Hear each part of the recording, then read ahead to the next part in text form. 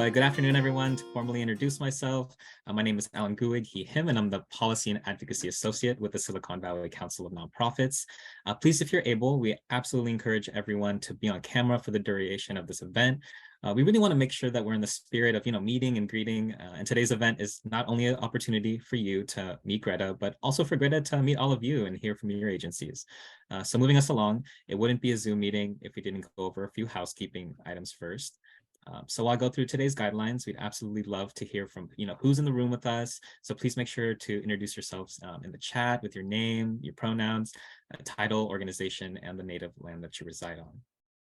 As a continuing and evolving SVCN practice, I want to acknowledge that here in Santa Clara, we are gathered on the ethno-historic tribal territory of the Tamien Ohlone, who were the direct ancestors of the lineages enrolled in the Muwekma Ohlone tribe, and who were missionized into missions Santa Clara, San Jose, and Dolores. Together, let us commit to educating ourselves and advocating for Indigenous peoples, communities neglected and displaced by the US government, and other colonial powers across the world.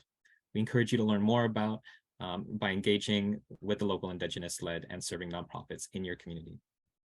For accessibility purposes, we do have the automated closed captioning feature in Zoom activated. Now with this, you do have the ability to move the captions around on your screen to a place that's more convenient for you. Or you can simply just disable the closed captioning feature entirely if you prefer to not have it up. To do so, please reference the bar on the bottom of your screen as pictured on the slide. Click on the live transcript button on the right-hand side, and then click hide subtitles. If you have any other tech or troubles during the session, please feel free to message me on Zoom or any of my other SVCN colleagues who have this same background that I do or have SVCN titled in our names. We do ask that you would please remain on mute throughout the program unless you are called upon. Please use the raised hand function to ask your questions for Greta, or simply just to introduce yourself and your organization. But I think that's pretty much it for the housekeeping items. So with that, I'm going to go ahead and pass the virtual mic to our awesome moderator today, Kira Kazantzis. Thank you, Alan. All right.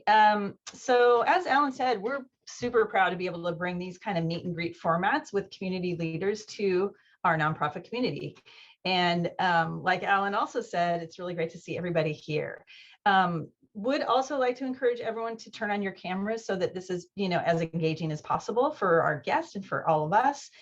If you want to switch your view to gallery, you can see everybody else's faces as well. Or if you like to just keep focus, you can keep it on speaker view to see mostly Greta and me.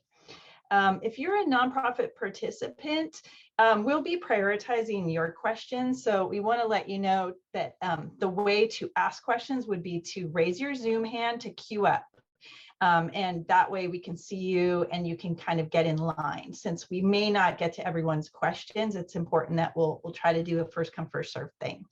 If you're okay with Greta answering your questions offline, you can feel free to drop your questions in the chat. And then Greta this morning graciously told us that she will answer any questions that you ask offline. It may take her a little bit depending on how many questions we get, but she will do that via an email to us, and then we will send it out to all the registrants.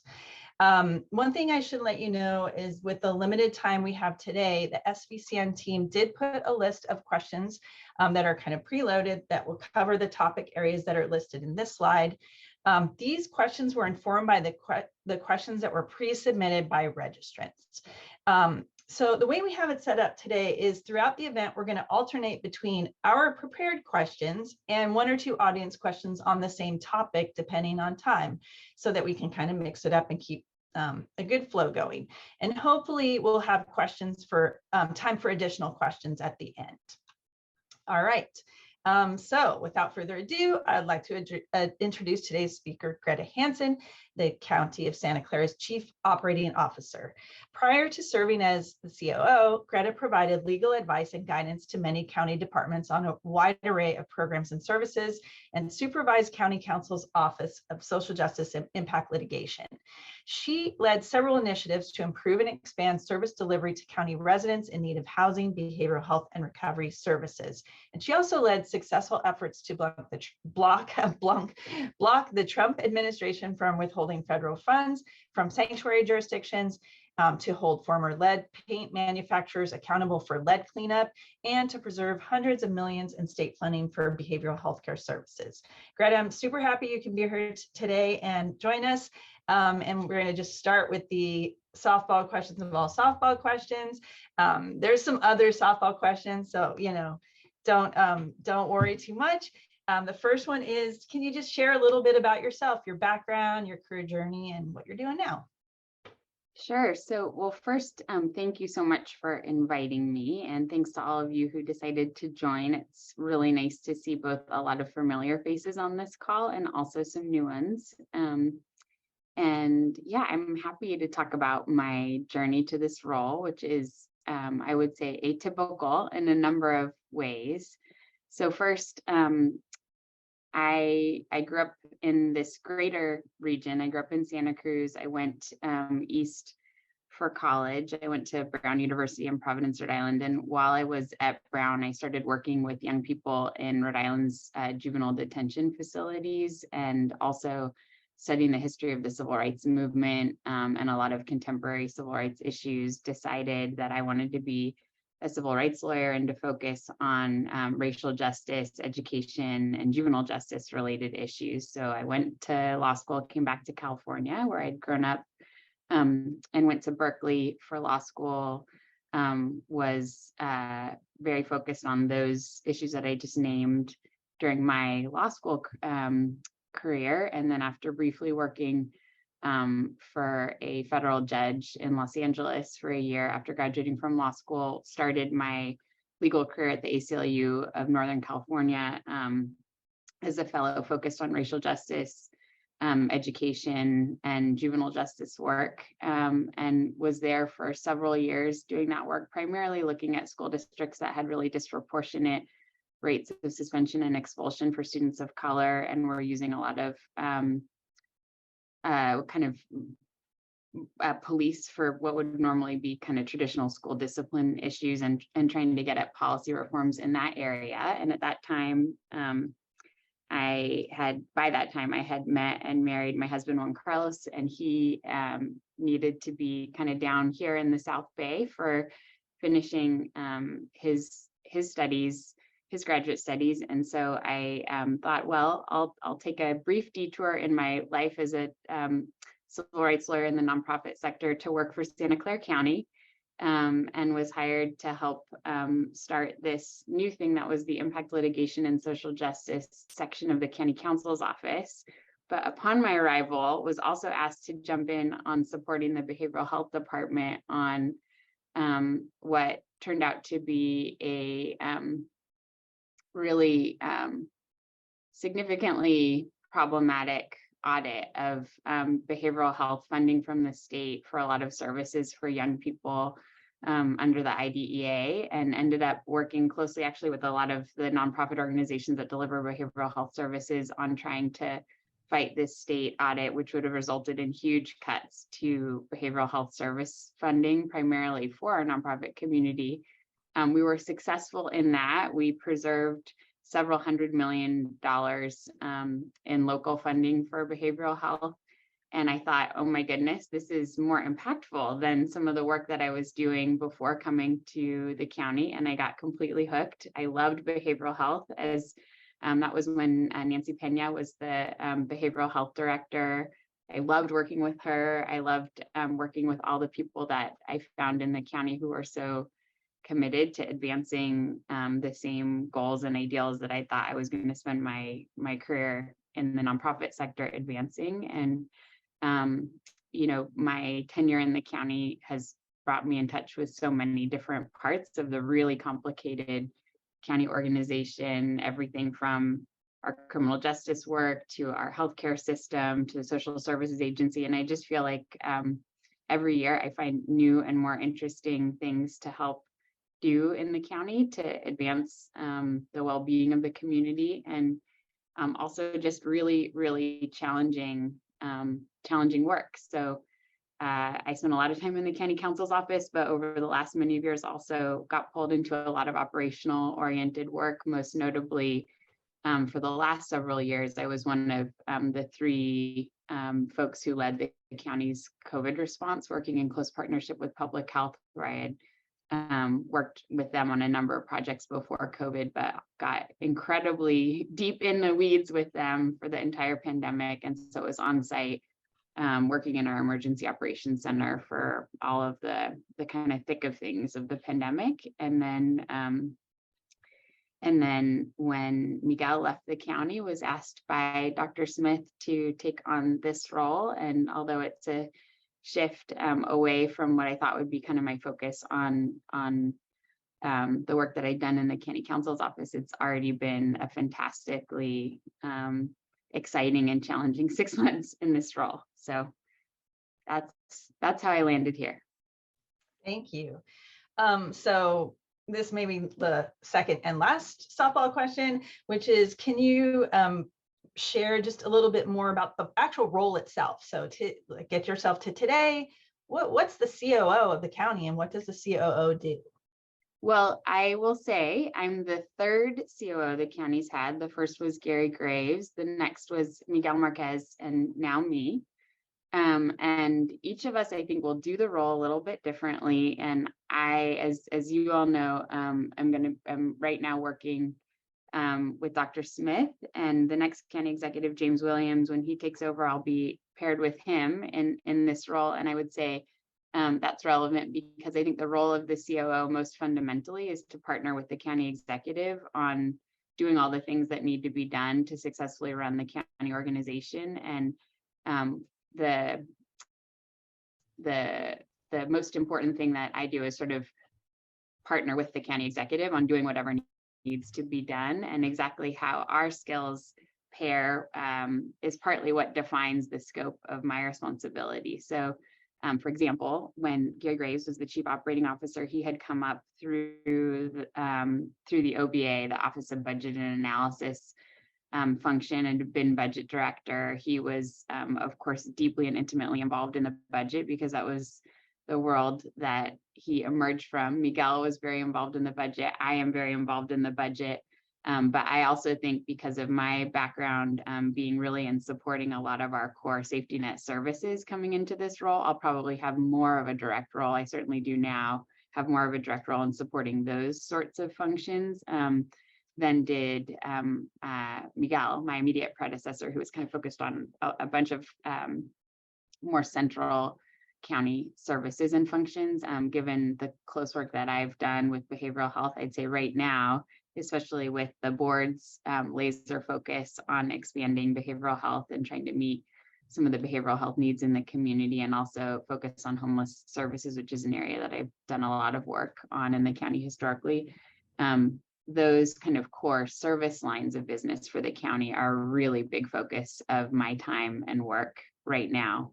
And so in a nutshell, I'd say it's a mix of really helping support departments on what might be the core policy areas of focus of the county, while also making sure that I'm helping the entire organization run smoothly together, because it is very complex. I think the closest, maybe the way to understand the county is sort of like a huge conglomerate of safety net services, and trying to figure out how to have those services and functions work in greatest harmony to allocate resources efficiently between them is quite complicated, and is a big focus of my work and the work of my predecessors.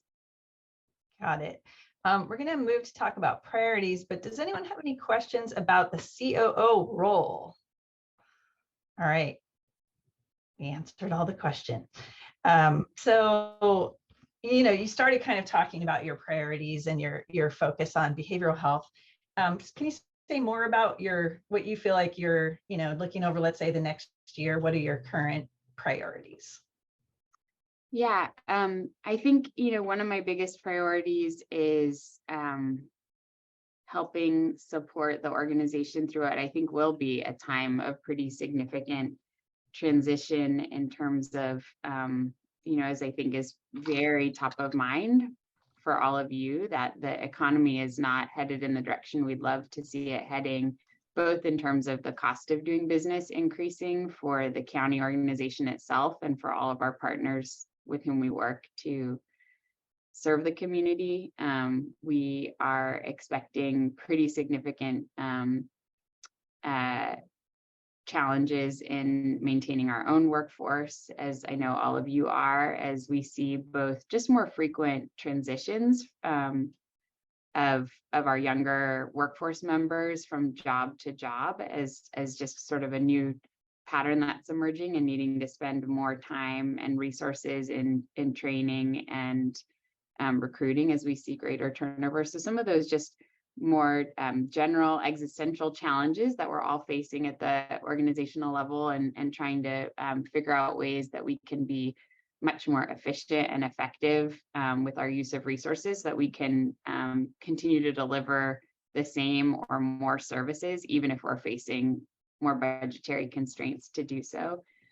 And just creating the type of workforce that's going to be able to pivot the way that we do our work, not only to always be using best practices and new practices to be able to continue to really advance aggressively our focus on equity, which is really central to what we've always tried to focus on as a county, but we're really putting very much renewed attention and resources towards those endeavors.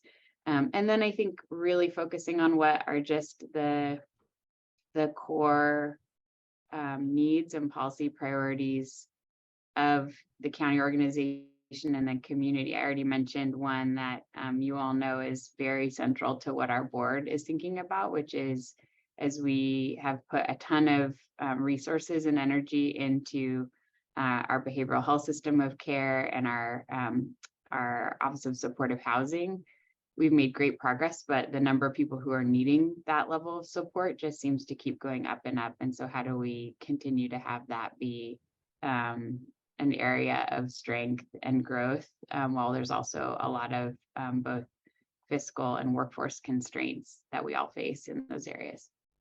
Yeah, thank you. Well, you alluded to the economy and its potential impact on, revenue for county. So let's just move to budget. What's the COO's role in the creation of the budget? And this is a compound question, but we're not in a courtroom, so you cannot object. But so just kind of, for example, like what is standing out to you about this year's budget, and kind of longer term budgeting forecasting that would be helpful to share with us? And is there anything, the nonprofit community should be paying attention to? Yeah.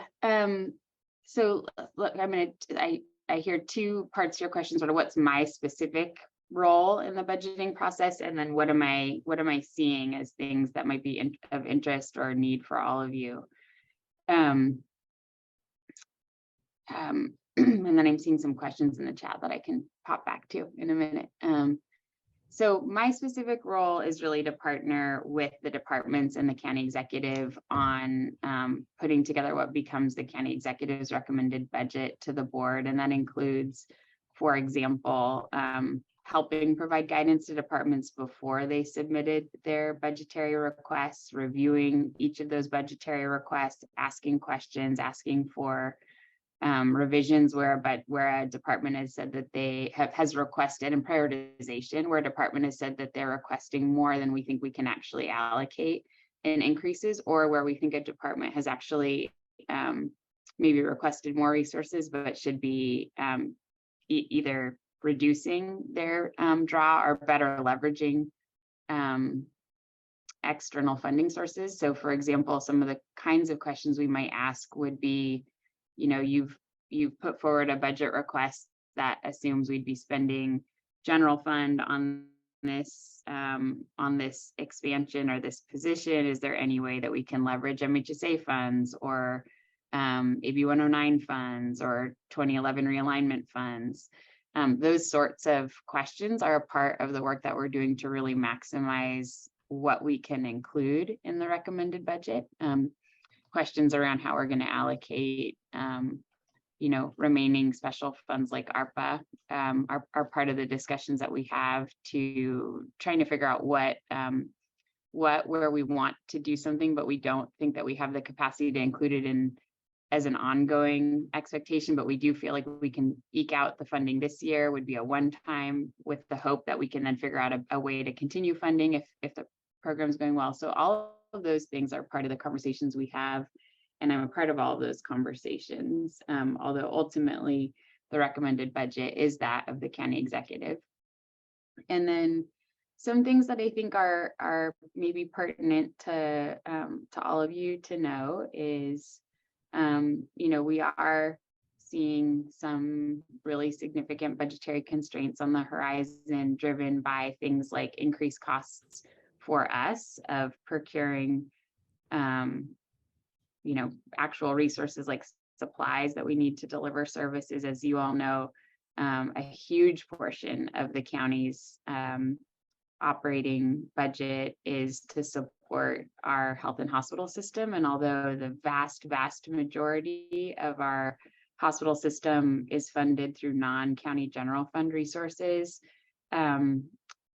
costs for supplies, certainly costs for extra labor that we've needed as volumes ebb and flow in our hospitals and clinics have been extraordinary. And so as we haven't seen significant increases in anticipated revenue, but we are seeing increased costs for service delivery, those are creating real pressure on us as we try to create the recommended budget. We also have our SEIU contract negotiations opening up. And so we'll be making sure that we are working with our labor partners and the board, as well as other contracts that are going to be opening right after the close of the fiscal year, to make sure that we're doing prudent planning for what we anticipate will be our increased labor costs associated with those contract negotiations. And so I name those as areas where, in addition to feeling like our revenue growth isn't quite as robust just because of the broader economic environment as we would hope, we also have increasing demands, and we know that all of you are facing similar experiences around increased costs of doing business, both on the services and supplies and labor fronts. So probably not anything surprising to you, but as a lot of the experiences of the county organization with its 23,000 person workforce are the analog of the experiences each of you are having. All right. Thank you. I'm going to take an audience question or two, and also just if y'all, we're actually moving along pretty quickly here. So if folks want to just, if you want to raise your hand, and I'm only going to be able to do this once or twice between questions, but if you want to introduce yourself and your organization, that's totally fine. We'll probably have time for a few of those here and there. Alex, you have a question? Sure. Yeah. Thanks for doing this, SVCN and Greta. Hi, Alex. Hey. So it's kind of a question I put in the chat function. I'll expand it a little bit. The work I do at Catalyze Silicon Valley is around investing the community more in the development process to get more housing and better development built, which you can imagine is really important to a lot of nonprofits, either serving folks who are homeless or needing support through our social safety net, or actually getting them housing. And I'm just curious, how can the county really call in the community and community-based organizations to support these housing projects that the Office of Supportive Housing is working on? Because there is a lot of community opposition, but you do have allies who are supportive of what you're trying to do. And I feel like there are more opportunities for collaboration and partnership. And so just trying to understand if that's something you're thinking about or open to, or want to have a more of a conversation with, as well as the question I asked in the chat function, which is what is the structure of OSH going up? Yeah, so it's a great question, and the answer is emphatically yes. I think we absolutely want a robust and representative set of community voices, as there are for city council meetings where we're trying to support or cite or fund a project in a particular city, and they're assessing either land use or other related questions, and to hear supportive voices at community meetings where we're really trying to engage those living in the vicinity of where we're trying to cite a new project, to support that project, to understand that all boats rise together with a lot of these projects, and that a lot of the concerns and fear they may feel about these projects aren't likely to come to fruition. So absolutely, that's something that we would love. Of course, we also,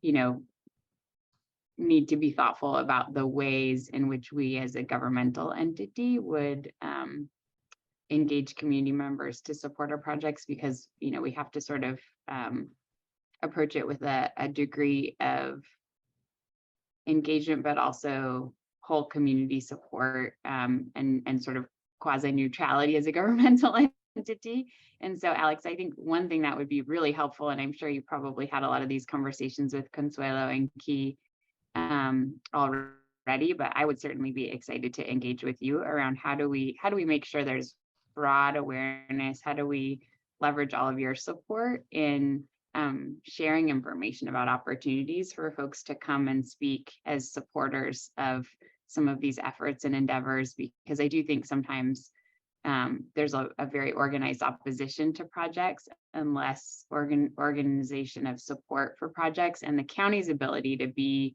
the organizing entity is kind of limited in ways that I'm sure is obvious to all of you, but we would very much want to make sure you have the information that you need to turn out folks to support projects that you feel are really critical to the community, including absolutely ones where the county is investing in developing new permanent supportive housing and other housing related services and infrastructure. Great, thank you, Greta. Kathleen, we'll take a question from you, and then we're going to move on to a question about the county's relationship with nonprofits. Hi, Kathleen. Hi, Greta, and thank you, SVCN, for doing this. This is such an efficient way to get questions asked. And I think Greta could understand. I'm on the children's side and prevention, and I always find when economy goes bad, even when economy is good, the prevention side, especially for children, is somewhat lost. And you know, we had 8,000 kids that needed dental care last year. We're already at 6,000 this year. Similar for vision.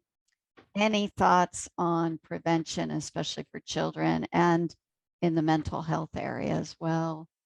Yeah, I'm glad you raised that, Kathleen, because I think, you know, you're exactly right. I very much agree with your assessment that a lot of times when the economy turns south, people don't think of prevention as an urgent need, and yet, you know, it is so such a fantastic return on investment, and so it should in some ways be the opposite.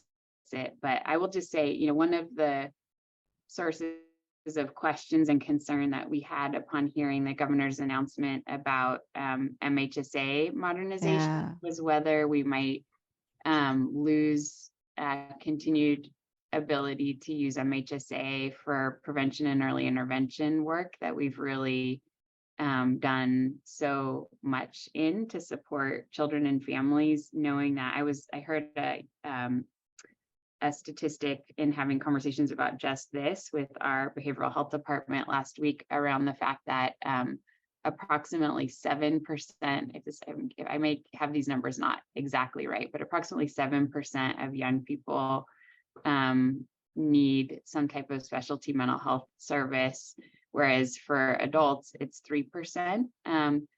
But that 7% number is really, which is higher, you would think you'd see serious mental illness with that greater prevalence for adults, which you do. But it's really about being in a position to take someone who might be headed down a path where they will experience serious mental illness as an adult and to interrupt that path. And we have that opportunity so significantly with young people who will then, you know, 20 years hence, not need really expensive acute psychiatric intervention and substance use treatment services if their early traumas are appropriately responded to by our service infrastructure. And so trying to make sure that as we both really support what is, I think, a goal of the governors to more deeply invest in behavioral health and substance substance use treatment services, including services that are needed by folks who are experiencing horrible things, living on the street, not having access to care, that we don't do that at the expense of continuing to invest in prevention and early intervention. And so that's absolutely something that we're thinking about, talking about, and would love all of your support to the extent that some state level advocacy is needed to say we actually need to add money, not just shift funding from one pot to another to expand access to care and treatment for adults needing deep end treatment and care. Yeah, thank you. All right, our next question is about nonprofits. And as you know, nonprofits have many different kinds of relationships with the county. Some are providing parallel or complementary services to county services, some of whom are contracted with the county. Many nonprofits refer their constituents or their clients to county services, and on, various different relationships. Can you share how you see you and your office interfacing and partnering with nonprofits, and highlight any differences you might be willing to share about your approach? Well, I will share a couple things. I think I'd love to hear, one thing I know is that our different county departments interface with the nonprofit community very differently from one another. One of the things that I'm interested in better understanding is I sort of have a sense of that in particular areas of the county's work that I've been more directly involved in, less of a sense in other areas where I've either not been as involved with that department, or the work that I've done with that department hasn't as directly implicated their work with the nonprofit partners that they work with. So one of the things, Kira, that you and I have talked about some, but that I'm interested to continue to talk about and think about, is how the county can better work with our nonprofit partners, how we can streamline some of the ways that we work with nonprofits to both make our processes more effective for the county, make them more effective for the nonprofit. So I'm thinking of right now things like our procurement processes and RFPs. I think we have a lot of processes that are really important and critical and allow for the sort of competitive opportunities that we want and need to offer, but maybe don't do so in the most efficient way, either for us or yield the best outcomes and best selection process, either for the county and for the constituents we're trying to serve through whatever contracts we're putting out for competitive solicitation, or work well for the nonprofit organizations that are responding to them and feeling like they're providing lots of detailed information that may not be super beneficial to the folks that are then reviewing them. Trying to also make sure that differences in the level of time and energy people are putting into the RFP processes as opposed to services. You and I talked about this before too, that sometimes I worry that our processes prioritize more just the putting together of a really polished proposal, as opposed to necessarily being good at differentiating who is delivering greatest, highest quality service. And those are just big challenges for us, and I know for all of you, as you try to share your work in response to some of the competitive solicitations that we do. But those are some big ways. And then also, trying to support. I know there's a lot of big changes afoot. I'm going to use behavioral health as an example again, because it's one of the ones that I know best and have done the most work in, but we're right on the cusp of really radical change at the state level on a lot of fronts in terms of how behavioral health services are funded, how the state supports behavioral health departments and the like in managing service delivery at the county level. So we're going to all have some growing pains that we go through together. And I think there's some great opportunities in that change, but also some real gritty, challenging work as we all struggle through that pretty seismic reimbursement shift together. Yeah, thank you. Audience questions. Cole, you have the best t-shirt on today, so if you want to introduce yourself, feel free. I thought you might like that, Cara. Yeah.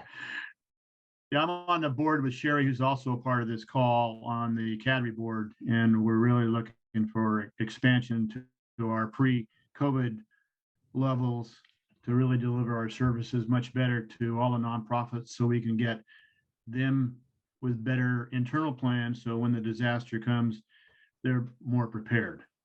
And so that's an area that I think really does a lot of great work, partnering with Kyra and her organization and getting to the lesser served folks. I'm also very involved with the CERT program and getting out into the pockets, the east side. We just had a Spanish language CERT course, which is Community Emergency Response Team. For those that don't know it, it's a FEMA program of individuals helping themselves, neighbors helping neighbors, and rebuilding neighbors into neighborhoods, because that connection is really important with fire and police so understaffed, and getting people to help each other just builds that synergy and improves preparedness. And getting that out into the county pockets beyond the cities, I think is important, because if you look back at the ring of fires that we had recently, where did they start? They didn't start in downtown San Jose, all our surrounding hills. So having those pockets more empowered with tools, I think would help them also. So I really appreciate everything you're doing with your role and so many hats. As an old budget guy and now very concerned about our lesser served, it's a tightrope, I know. And seeing your comments on the economy, which is no surprise, and understanding, I really just want to thank you very much for spending some time with us today. Thank you, Cole. And I'll just take the opportunity to highlight a couple things that you mentioned that are very significant priorities for me. I think as we all face increasing frequency of weather-driven disasters, be they heat events or water events as we've experienced, or fires and the like, there is, and post-COVID, I think a much greater awareness of a need for emergency preparedness than has existed for a long time in our community. And I think we are also, I think there was sort of a focus on the very high consequence, but very low likelihood major earthquake emergency preparedness, which is critical and also not the thing that we're going to experience with certainty. And we know what's coming with climate change and what's already showing up. So I just appreciate your comments. And I think there's a real need for deep partnership with Cadre, with the Red Cross, with our entire nonprofit community, particularly here, because I think as a more well-resourced and job-rich environment, we actually don't have quite as big, I understand, and you might know even better than me, Cole, a volunteer base as we have in other parts of the state, because so many people have long careers and full-time employment, and also we're such a big and urbanized region with also huge geographic spread, lots of different things that create challenges for using a significant volunteer base for disaster response, which does mean greater challenges for organizations like Cadre, but also a more critical important role for counties, cities, and nonprofit partners to be poised to coordinate extremely well. And also, and you mentioned this implicitly in your comments, but I'll just say it more explicitly, to also make sure that we have a deep equity and vulnerability focus in our disaster response, because there's a lot of our residents who in a disaster might like our help, but can kind of get by on their own. And then there are other parts of our community who are not going to be safe without our help and support. And we need to be pretty laser focused on those folks as we're doing our disaster preparedness and coordination. So I'll leave it there. Thank you. All right. Well, you mentioned equity, which is a good segue into the next question. So, and I'm gonna switch the quarter around a little bit because we've got about a little less than 10 minutes for the rest of our questions. So we're going to talk about racial equity, and then after we'll talk about nonprofit contracting. So you know that over 150 nonprofits in Santa Clara County have signed the Racial Equity Pledge, or Nonprofit Racial Equity Pledge. There's been a lot of progress, and at the same time, there's much work to be done, both in in various sectors. Can you speak to your personal commitment and the county's commitment to advancing racial equity? Oh, I'd love to. Yeah. Well, one, let me just say, I've been delighted to see what you just referenced as the focus on racial equity in the nonprofit sector. I think that absolutely must be a focus of the work of the county. I was delighted to be a part of the creation of the Office of Diversity, Equity, and Belonging to really ground some of that work and expertise formally in the Office of the County Executive, which all of the Division of Equity and Social Justice resides in the County Executive's office. And so that is a core focus for the county. We've just implemented and will continue to iterate and evolve an equity budgeting tool that we're using with all of our departments this year, and continue to just focus on also the need to focus on racial equity and continue to ever diversify our workforce and leadership to make sure that we reflect the community that we serve. We are the community that we serve. And so that manifests in so many different ways for the county and the work that it does. But fundamentally, the way I think about the county organization, what drew me to civil rights work in the nonprofit sector, and then to doing what I think of as exactly the same kind of work around equity and justice within the county organization is a desire to see real equity. And as the entity that is the safety net, service funder, and provider at the governmental level, that has to be our core charge. That has to be central to everything that we do. The whole mission of the county is to support the folks in our community who are struggling most to be able to live full lives and get the support that they need. And so if we don't have racial equity at the center of that work, then we're not doing it right. Yeah, agree. All right, CBO contracting. The County Executive's Office and the Office of Procurement and Contracting has for a number of years now been engaging in a dialogue with nonprofits and nonprofit associations about how the county can move forward in best practices in contracting with nonprofit organizations. And on a related note, just so everyone knows this, there's now a package of bills moving forward in the state legislature that addresses state contracting reform. A couple questions are, how can nonprofits continue moving these conversations forward, especially given all the changes that are happening in so many leadership roles in the county? And are there any aspects of contracting that you want to just lift up or address in the short term? And do you have any long-term goals around that you'd like to share? Yeah, happy to talk about that. I mean, I think you're going to get at least as much, if not even more, engagement from the new county leadership around procurement and contracting than you did before.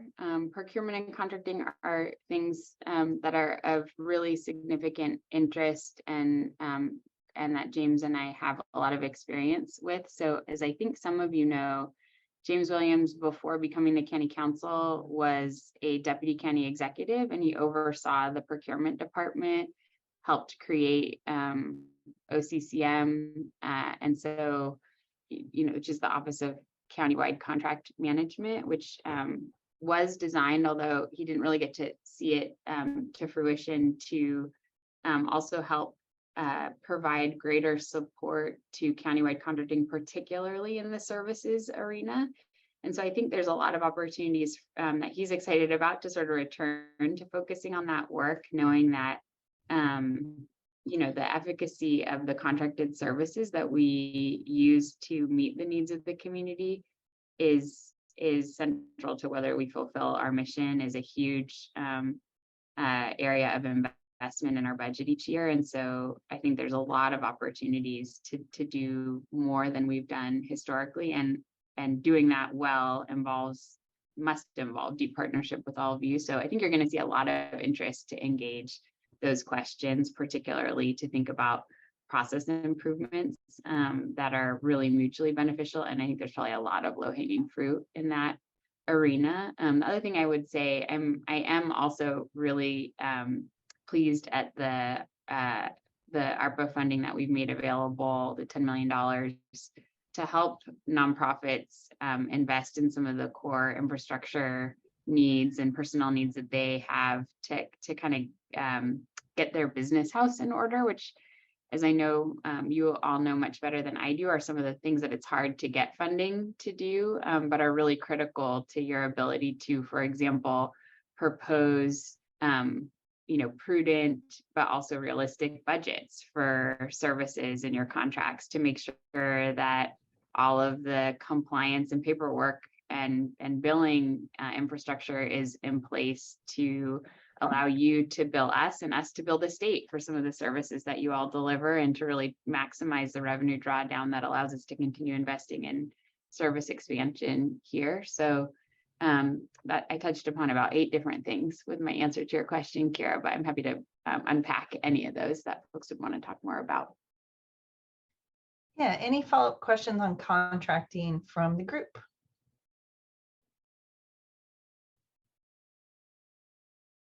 I'm shocked. I'm trying to scroll. Looks like there might have been a question in the chat. I think that was my really long question. Oh, okay. All right. Okay, I have one more pre-planned question, and then we'll see if the audience has any questions. Oh, there's Kathleen and there's Alex. Okay, let's go, Kathleen. Well, I just say that every RFQ we've worked on takes an average of 40 hours. So we're bigger now, but when you're the small guys, I'm sure it's hard for anybody to do that. And I actually think a piece that should be added is how many dollars do you leverage outside of the county, which I think is a really important, easy number to put in. So I want to bring that up. And on the 10 million. Can I ask you a question? Do you mean by that, how much funding are you raising from, for example, philanthropy or other sources? Yes.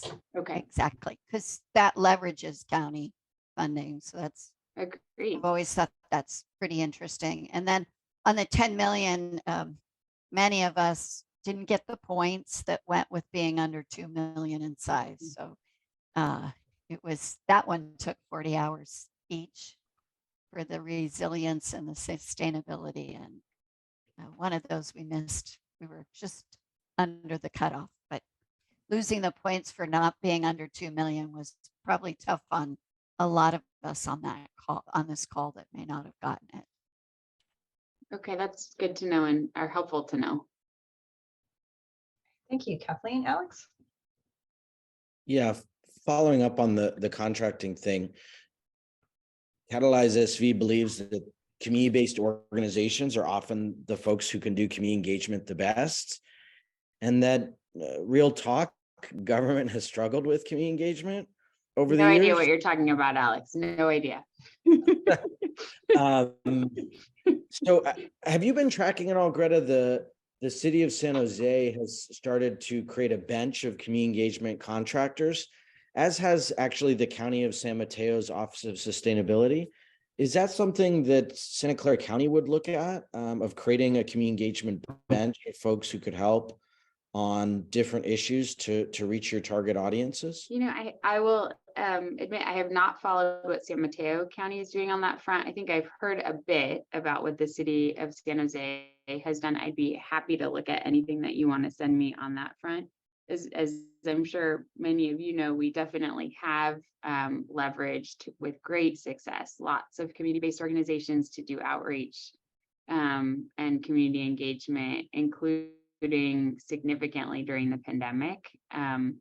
And so I greatly agree with your observation that there's certain opportunities for us to fund the work of community-based organizations to do that in ways that we could never do ourselves, even if we were nailing it as well as you can nail it from the government perspective, which I'm certain we don't always do. There's so much room for improvement for all governmental entities on that front.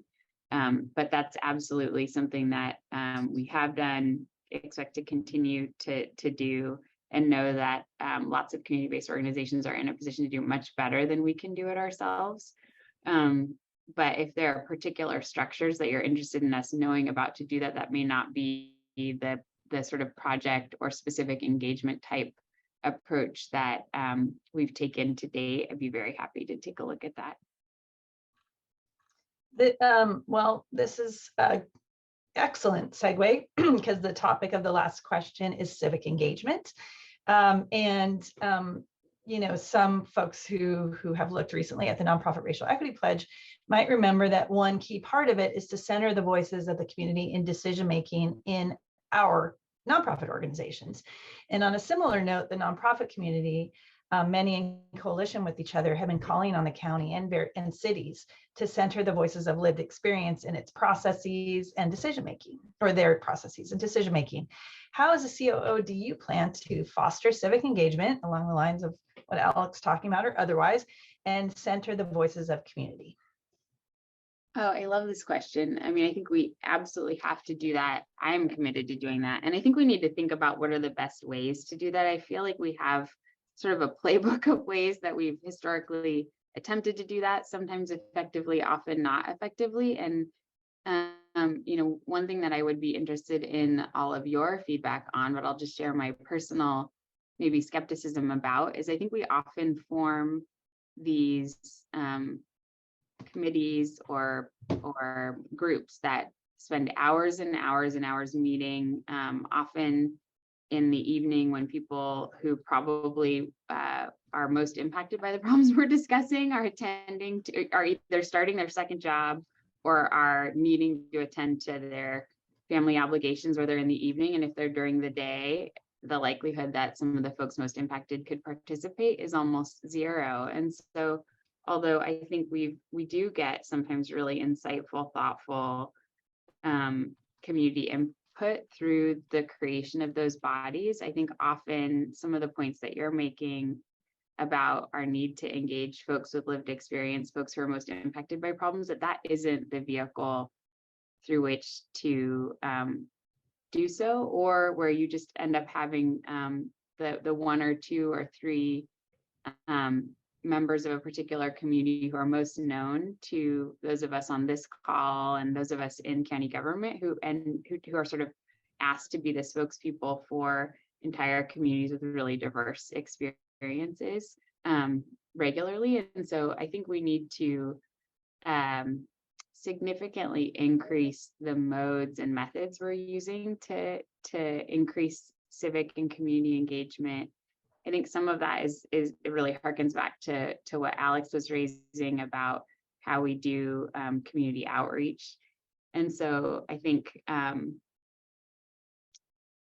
I would be interested in all of your engagement and input on both what we should be doing that we're not doing that's better than some of the modes and methods that we use right now, but also making sure that we're not wasting a lot of time and energy, including that of many of you who are on this call, in meetings where we're attempting to do civic engagement, community engagement, but we're not using folks' time and resources well. And that's something that that I have thought a lot about in these last couple of months, because I worry that we are using a lot of people's time and resources sometimes on efforts that may not be as fruitful as we want them to be.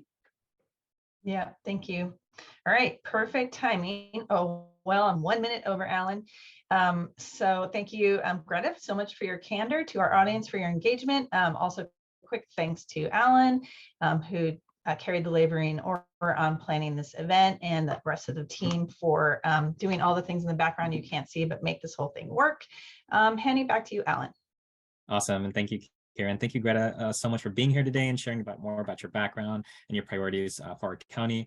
Please, everyone listening, please make sure to take a chance to use your Zoom reactions, go in the chat, show Greta your appreciation and love.